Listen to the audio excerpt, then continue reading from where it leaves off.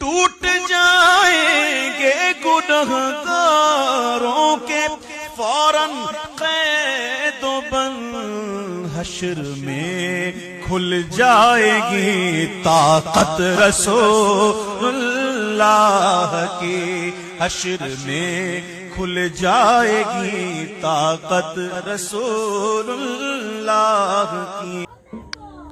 আসসালামু আলাইকুম রহমতুল্লাহি ওয়া বারাকাতুহু। আমার নাম মোহাম্মদ মিজানুর রহমান রিজভী। আমার একটি জানার বিষয় যে আরবি তারিখ ক্যালেন্ডার শুরু হয়েছে নবী করিম সাল্লাল্লাহু তাআলা আলাইহি ওয়াসাল্লাম যেদিন মক্কা থেকে মদিনায় হিজরত করে গিয়েছিলেন সেই দিন শুরু হয়েছিল, এটা আমার জানা আছে। কিন্তু আমার প্রশ্ন এই জায়গায় যে নবী করিম সাল্লাল্লাহু তাআলা আলাইহি ওয়াসাল্লাম মক্কা থেকে মদিনা যে সময় যান সে সময়তে নবী করিম সাল্লাল্লাহু তাআলা আলাইহি ওয়াসাল্লামের বয়স ছিল 53 বছর বয়স। তো আমরা 12 রবিউল আউয়াল পালন করি, 12 তারিখে নবীর জন্মদিন পালন করি। আমার এখানে জানার বিষয় যে সময়তে ক্যালেন্ডার হয়নি, নবীর 53 বছর থেকে ক্যালেন্ডার শুরু হয়েছে আর নবীর জন্ম তার আগে হয়েছে, তখন ক্যালেন্ডার ছিল না। তাহলে আমরা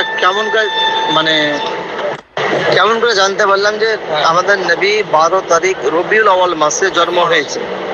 এই বিষয়টা কারো জানা থাকলে একটু খোলাসা করে বলবেন আর দলিল সহ করে বলবেন, তাহলে আমাদের জানতে সুবিধা হবে। 45-39 আপনি এখন পর্যন্ত ইসলামী তারিখ সম্বন্ধে অনভিজ্ঞ ব্যক্তি। যে ক্যালেন্ডার হিসেবে চালু হয়েছে, তার আগে চালু ছিল না। হাসিয়া স্বামী ক্বালা মুজাহিদিন ফি কওলিহি তাআলা খালাকাল্লাহুস সামাওয়াতি ওয়াল আরদ, খালাকাল্লাহুস সামাওয়াতি ওয়াল আরদিন ফি সিত্তাতি আইয়ামিন ক্বালা আউয়ালুহাল আহাদ ওয়া আখিরুহাল জুমআ ফালাম্মা ইজতামাআ খালাকতুহা ইয়াউমাল জুমআ জালাল্লাহু ঈদাল লিল মুসলিমিন। আল্লাহ তাআলা জমিন আসমানকে 6 দিনে সৃষ্টি করেছেন। মুজাহিদ বলছে এর আয়াতে মানে 6 দিনের মধ্যে পহেলা দিন ছিল রবিবার আর আখেরি দিন ছিল জুমার দিন, শুক্রবার। আল্লাহ তাআলা আসমান জমিন সৃষ্টি করার টাইম তারিখ ঠিক করে দিয়েছেন। আর আপনি বলছেন ইসলামিক ক্যালেন্ডার হিসাবে, ক্যালেন্ডার হিসাবে সব ভুল তথ্য। আপনি ভালো করে পড়ুন। লাকাদ মান্নাল্লাহু আলাল মুমিনিনা ইয বাআসা ফীহিম রাসূলা, পারা 4 সূরা আলে ইমরান রুকু হচ্ছে 3। এই তাফসীর গুলো তো আপনি পড়েননি, আন্দাজের উপর বলতেছেন ক্যালেন্ডার হিসেবে চালু হলো। আদম আলাইহিস সালামের যুগ থেকে আছে তারিখ। রাসূলুল্লাহ সাল্লাল্লাহু আলাইহি ওয়াসাল্লামের ইয়াউমে বেলাদাতের মওকাতে জুলুসে মুহাম্মাদি বাহির করা জায়েজ আছে, সেই দিন রোজা রাখাও জায়েজ আছে। হাযাল ইয়াউম বুলিদতু ফীহি কামা ক্বালা রাসূলুল্লাহ সাল্লাল্লাহু আলাইহি ওয়াসাল্লাম, যেদিন আমি জন্মগ্রহণ করেছি খুদ রাসূলুল্লাহ সাল্লাল্লাহু আলাইহি ওয়াসাল্লাম সেই দিন তিনি রোজা রাখতেন। সব কিছুরই দলিল আছে। জুলুসে মুহাম্মাদির, মিলাদে মুস্তাফার সব সবুত আছে। অনেক কিতাব আছে, আপনি এই কিতাব দুটারই মুতালা করেন। সহিহ মুসলিম শরীফে হযরত আবু কাতাদা রাদিয়াল্লাহু তাআলা হতে বর্ণিত, ইন্না রাসূলুল্লাহ সাল্লাল্লাহু আলাইহি ওয়াসাল্লাম সুয়েলা আন সাওমি ইয়াউমিল ইসনাইন وقال فيه ولدت فيه أنزل علي وحي।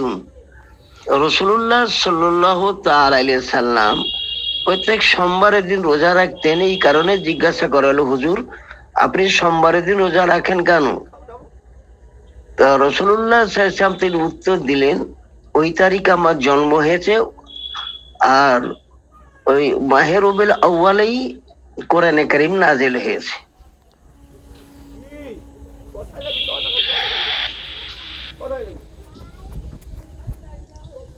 এটা সহিহ বুখারী শরীফে কিতাবুল ইলমে পাবেন এবং মুসলিম শরীফে কিতাবুস কিয়াম বাবে ইস্তিহবাবে সিয়ামে সালাসাত আইয়াম এগুলাতে পাবেন।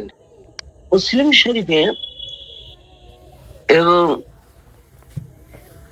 সহিহ ইবনে আব্বাস রাদিয়াল্লাহু তাআলা আনহুমাতে বর্ণিত কাদেমা রাসূলুল্লাহ সাল্লাল্লাহু আলাইহি ওয়াসাল্লাম আলা মাদিনাতা ফাওয়াজাতুল ইয়াহুদ ইয়াসুমুনা ইয়াউম আশুরা فسألوا عن ذلك فقالوا هذا اليوم الذي أظهر الله فيه موسى وبني إسرائيل على فرعون فنحن نصومه تعظيما فقال النبي صلى الله عليه وسلم نحن أولى بموسى منكم فأمر بصومه। সেই মুসলিম শরীফে লেখা আছে হযরত আব্বাস রাদিয়াল্লাহু তাআলা আনহু তিনি বলেন রাসূলুল্লাহ সাল্লাল্লাহু আলাইহি ওয়াসাল্লাম মদিনা শরীফে আসলেন, দেখা গেল ইহুদিরা রোজা রাখতেন আশুরার দিন। তা জিজ্ঞাসা করলেন কেন তোমরা আশুরার দিন রোজা রাখো?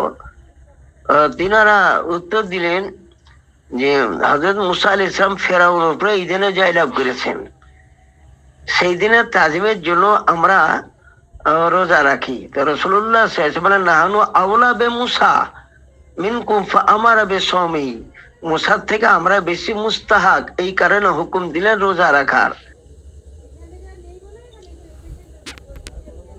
তাহলে কবে মুসা আলাইহিস সালাম, সব তারিখ ঠিক আছে, আপনি এখন পর্যন্ত তারিখ বুঝতে পারেননি।